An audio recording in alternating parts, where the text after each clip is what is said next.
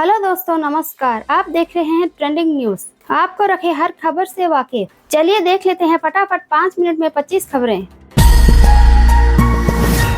BJP ने जारी किया लोकसभा चुनाव के लिए 72 उम्मीदवारों की दूसरी लिस्ट। इनमें मनोहर लाल खट्टर को करनाल से, पीयूष गोयल को मुंबई उत्तर से, नितिन गडकरी को नागपुर से, अनुराग ठाकुर को हमीरपुर से दिया गया टिकट।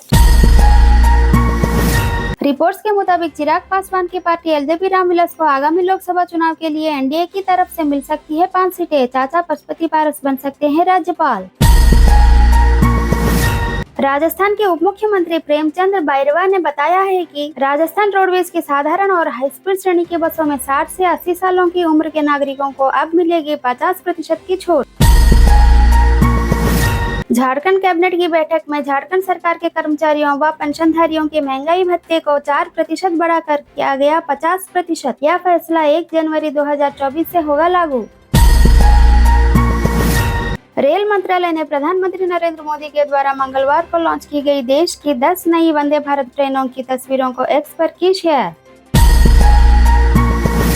संयुक्त किसान मोर्चा ने कहा है कि सख्त शर्तें लगाते हुए दिल्ली पुलिस ने 14 मार्च को रामलीला मैदान में महापंचायत को दी अनुमति। एसकेएम ने कहा है कि महापंचायत में केंद्र सरकार की नीतियों के खिलाफ लड़ाई तेज करने की प्रस्ताव किया जाएगा पारित।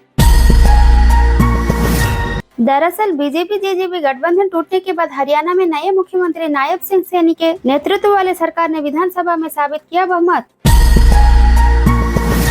एआईएमआईएम ने आगामी लोकसभा चुनाव में बिहार में 11 लोकसभा सीटों पर चुनाव लड़ने का किया ऐलान। प्रत्याशियों के नामों का जल्द होगा ऐलान।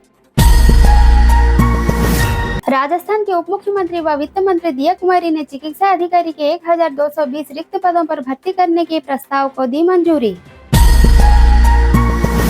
राजस्थान के पूर्व उप मुख्यमंत्री व कांग्रेस नेता सचिन पायलट ने लोकसभा चुनाव लड़ने से किया इनकार। केंद्र सरकार के द्वारा मंगलवार को जारी किए गए आंकड़ों के मुताबिक देश की खुदरा महंगाई दर फरवरी में घटकर रही 5.09%, जो जनवरी में थी 5.10%। बुधवार को अडानी समूह की सभी 10 कंपनियों के शेयरों में 13% की गिरावट से 90,000 करोड़ रुपए घटा। अडानी समूह की कंपनियों का पूंजीकरण। दिल्ली के मुख्यमंत्री अरविंद केजरीवाल ने केंद्र सरकार द्वारा जारी किए गए सीएए के अधिसूचना को लेकर कहा है कि केंद्र सरकार हमारे हकों के घरों में पाकिस्तानियों को बसाना चाहती है। बिहार के कोर्ट ने सनातन धर्म पर टिप्पणी करने के मामले में तमिलनाडु के मंत्री और डीएमके नेता उदयनिधि स्टालिन को 1 अप्रैल को पेश होने के लिए जारी किया समन। प्रधानमंत्री नरेंद्र मोदी ने बुधवार को वीडियो कॉन्फ्रेंसिंग के जरिए करीब 1.25 लाख करोड़ रुपए की 3 सेमीकंडक्टर फैसिलिटी का किया शिलान्यास।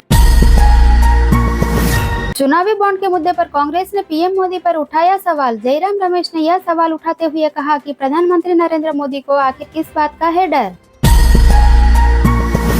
बिहार राज्य स्वास्थ्य समिति ने स्वास्थ्य विभाग में संविदा पर कम्युनिटी हेल्थ ऑफिसर के इस भर्ती में सामान्य वर्ग के लिए एक भी पद आरक्षित न होने की वजह से 4,500 पदों पर निकाली गई भर्ती को किया रद्द। यमुना एक्सप्रेसवे औद्योगिक विकास ने वित्त वर्ष 2024-25 के लिए मंजूर किए 10,000 करोड़ रुपए का बजट। नोएडा एयरपोर्ट के पास विकसित होंगे कम से कम 10 नए सेक्टर।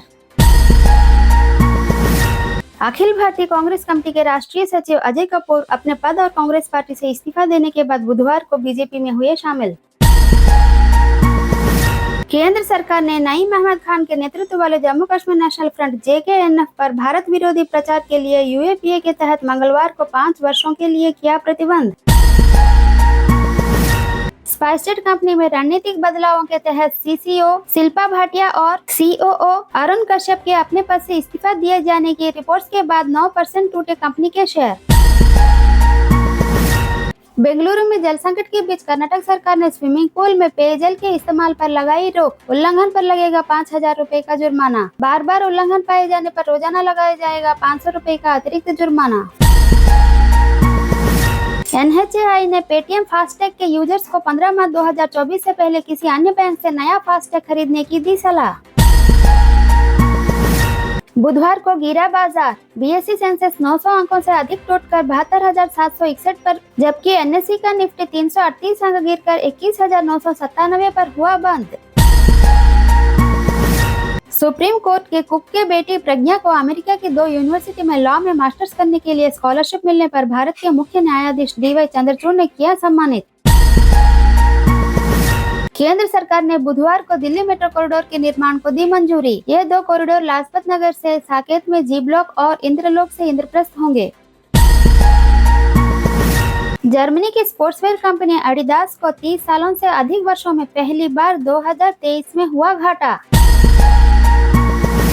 मुख्य चुनाव आयुक्त राजीव कुमार ने कहा है कि सुप्रीम कोर्ट द्वारा 15 मार्च का तय किया गया समय पर चुनावी बॉन्ड के विवरण को किया जाएगा सार्वजनिक। महाराष्ट्र कैबिनेट ने अहमदनगर जिले का नाम बदलकर किया अहिल्यानगर।